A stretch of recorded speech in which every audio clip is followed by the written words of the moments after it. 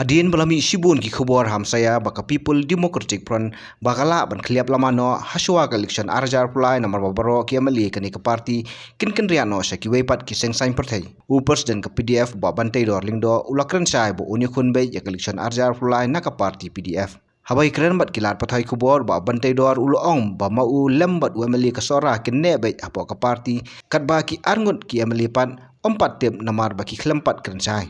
No, actually, see, I've already made it clear. 2023, I will contest from the PDF, which already know, and I've already made the statement also, which the party I won. I'm the minister now for 5 years. I have to contest from the party, which I love. This is a regional party.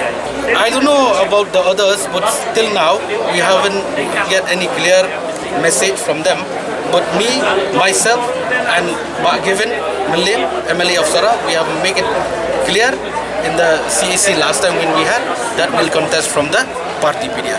How many seats will you be contesting? It will be 15-20 seats will contest, especially in the East Kashmir. Most of the candidates we already been decided.